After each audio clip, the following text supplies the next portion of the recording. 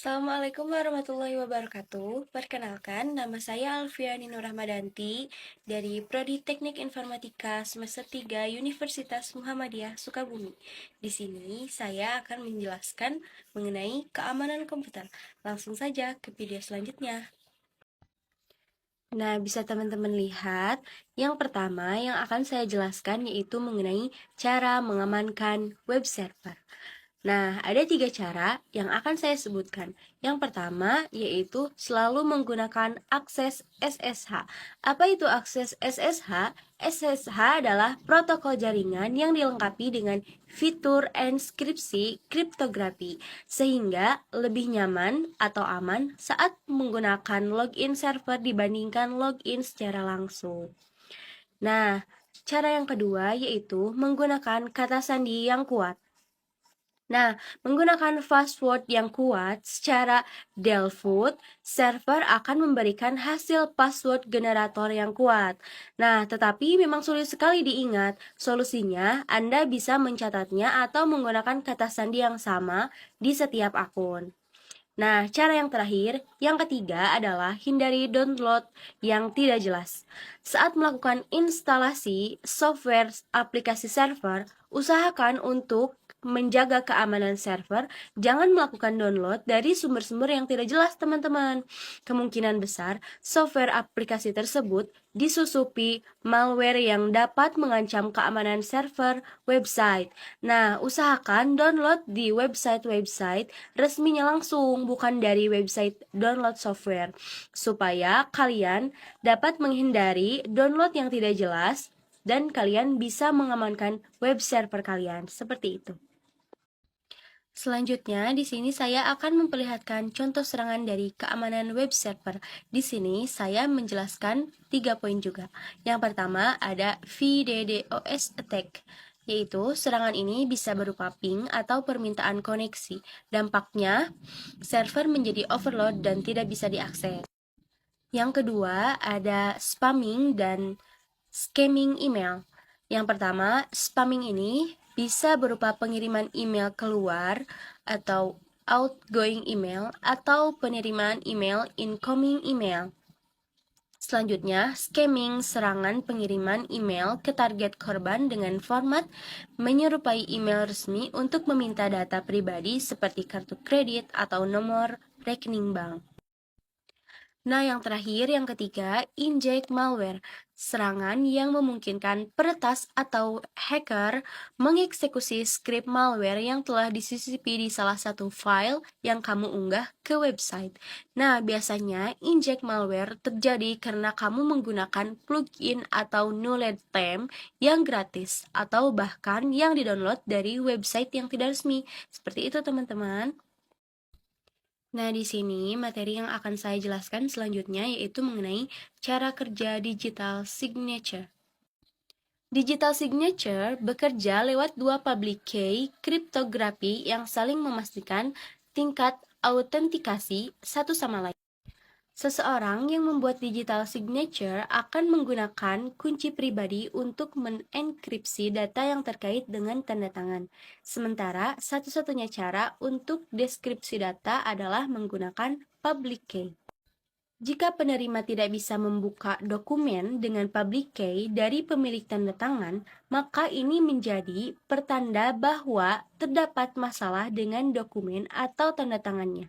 Begitulah cara digital signature bisa diketahui keasliannya. Teknologi digital signature membutuhkan rasa saling percaya antara semua pihak yang berhubungan.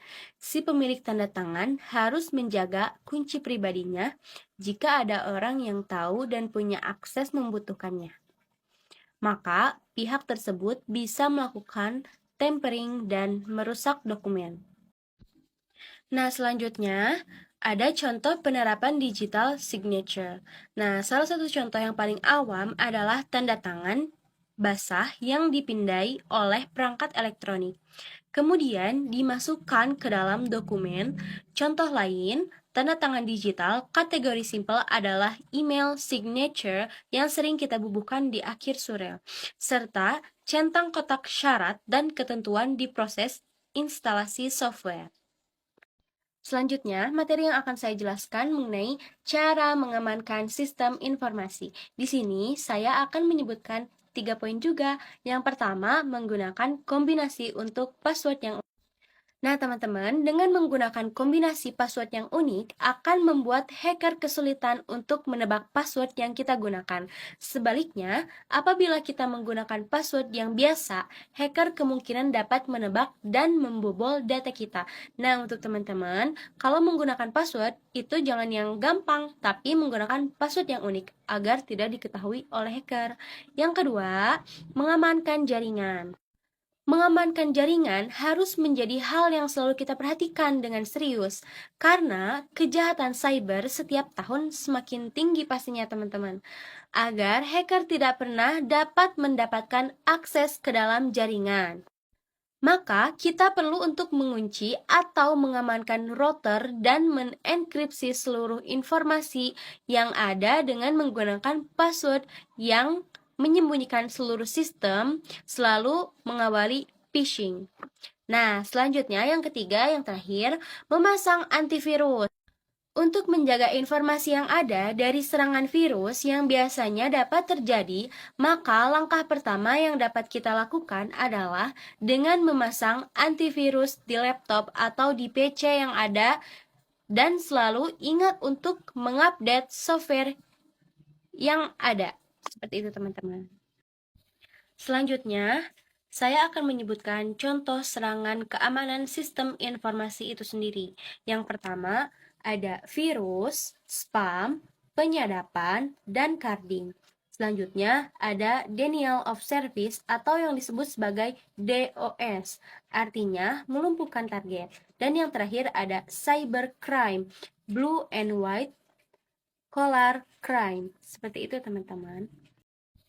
Selanjutnya, saya akan menyebutkan contoh serangan keamanan sistem informasi itu sendiri.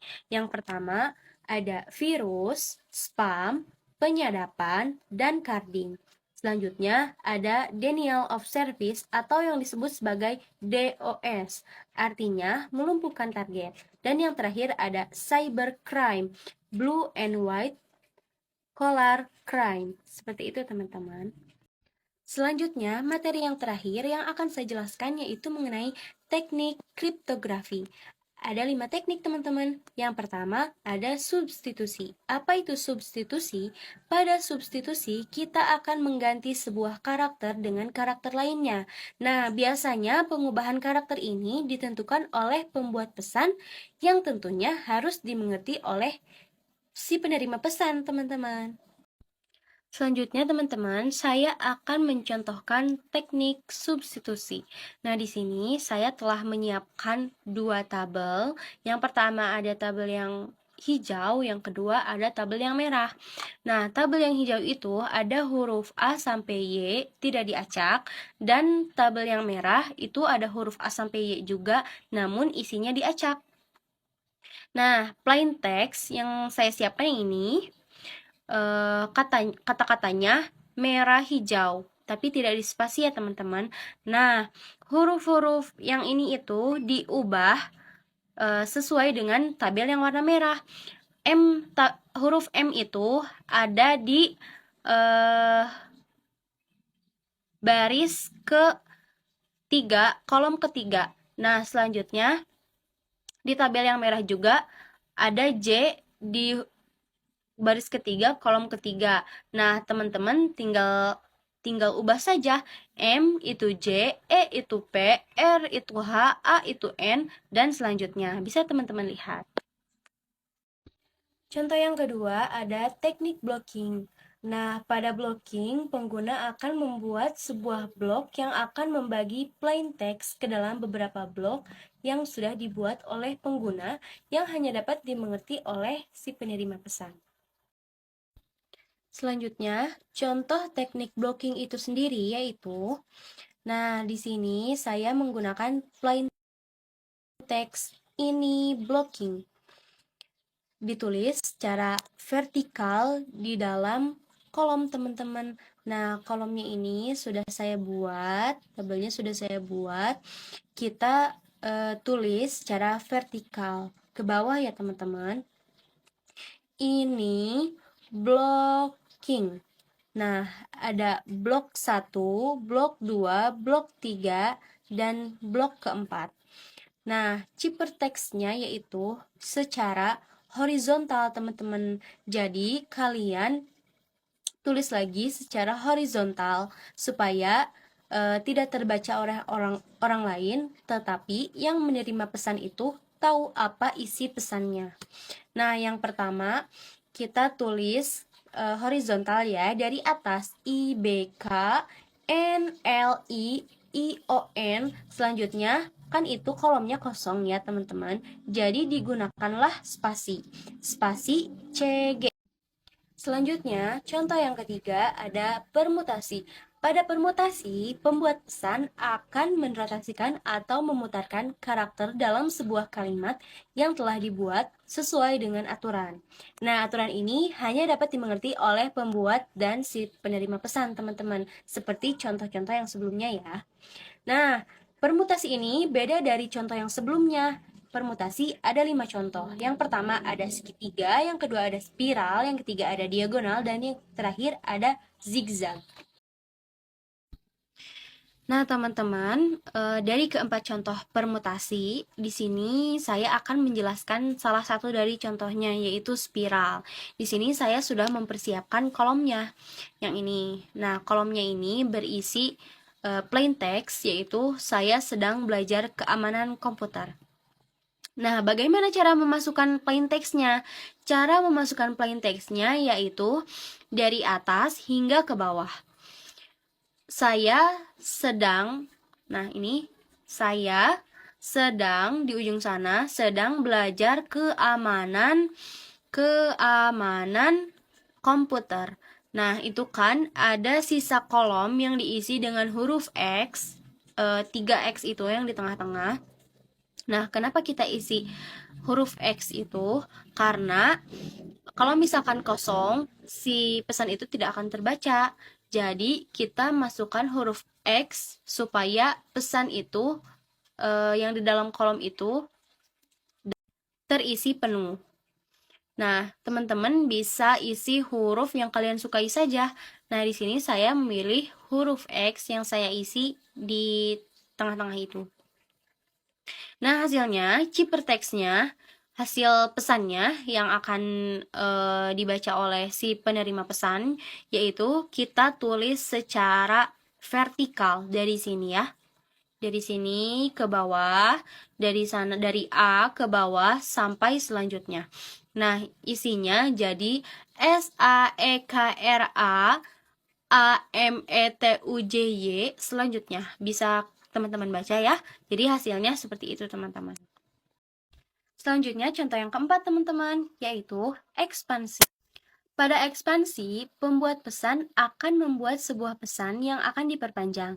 Biasanya huruf konsonan atau bilangan ganjil akan ditambahkan an pada bagian belakang. Dan huruf yang ada pada kata itu pun dijadikan di depan an tadi teman-teman. Dan pada huruf vokal atau bilangan genap, bagian yang paling belakang akan ditambahkan i. Nah, supaya teman-teman mengerti, mari kita lihat contohnya. Nah, teman-teman, kita sudah beralih ke contohnya, contoh ekspansi. Nah, di sini plain text-nya yang sudah saya siapkan yaitu 6 belajar bersama. Nah, bagaimana cara mengerjakannya? Bagaimana cara mengubah ke ciphertext? Nah, di sini saya tambahkan dulu plain text-nya ke dalam kolom. Nah, yang di atas itu 6 spasi belajar spasi bersama spasi. Nah, di bawahnya kita ubah ke dalam ciphertext. Kita tulis angka 6. Nah, angka 6 ini kan tadi sudah saya jelaskan, belakangnya kita tambahkan huruf I. Selanjutnya spasi. Kenapa jadi ELAJARBAN jadi elajarban? Kenapa? Nah, huruf B-nya itu kita pindahkan ke belakang. Nah, di belakang kita tambahkan an seperti yang sudah saya jelaskan tadi. Nah, selanjutnya spasi bersama. Bersama itu yang di atas, B-nya juga kita pindahkan hurufnya ke belakang. Huruf pertama itu kita pindahkan ke belakang dan kita tambahkan an juga ya, teman-teman. Nah, ciperteksnya pun sudah ada. Jadi, kita tulis di atas 6i elajar ban spasi ersama ban. Nah, ciperteksnya itu udah ada ya, teman-teman. Nah, ini adalah contoh yang terakhir, yaitu pemampatan. Pada pemampatan, sebuah pesan akan dibagi sesuai dengan aturan pembuat pesan, di mana setiap beberapa huruf atau karakter biasanya akan diberikan sebuah batasan. Pada batasan tersebut, nantinya ada karakter yang dihilangkan. Setelah dihilangkan, pesan akan dimampatkan. Setelah pesan dimampatkan, pesan akan digunakan antara pesan yang akan dimampatkan dan pesan yang hilang tadi. Biasanya pesan tersebut dihubungkan dengan tanda N atau dan atau tanda bintang itu sebagai pembeda atau kode antara pesan yang dihilangkan dan pesan yang dimampatkan. Selanjutnya, kita beralih ke contohnya. Selanjutnya, contoh pemampatan. Di sini saya sudah menyiapkan plain text-nya, yaitu belajar kriptografi. Kita masukkan saja ke dalam kolom ini, teman-teman. Belajar kriptografi. Nah, kalau misalkan kita ubah ke dalam cipertext itu, setiap 3 kolom hurufnya itu dihilangkan. Nah, saya tandai dengan warna hitam itu. Yang warna hitam itu berarti hurufnya kita hilangkan, teman-teman. Nah, selanjutnya itu yang di bawah, setelah petunjuk merah itu sudah saya ubah, sudah saya hilangkan yang huruf yang saya beri warna hitam itu. Jadi hasilnya BEAJR spasi RITORAI. Nah, tidak sampai di situ saja, teman-teman. Caranya seperti ini. Nah, huruf-huruf yang sudah saya ubah itu dipindahkan ke bawah ini. Lalu kita tambahkan, kita sambungkan menggunakan ini tanda N atau dan. BEAJR spasi RITORAI dan, nah itu tanda dan atau N, lalu ditambahkan huruf yang sudah kita hilangkan yang tadi, LAKPGF yang sudah kita hilangkan ya. Nah, huruf yang itu, yang ini, nah kita satukan di bawah, kita jadikan cipertext. BEAJR spasi RITORAI dan LAKPGF. Nah, ini sudah menjadi cipertext dan dapat kalian kirim kepada orang yang ingin kalian kirim. Seperti itu, teman-teman. Alhamdulillahirrabbilalamin, semua materinya sudah saya jelaskan. Mohon maaf bila ada kesalahan. Semoga bermanfaat buat teman-teman semua dan dapat dimengerti. Wassalamualaikum warahmatullahi wabarakatuh.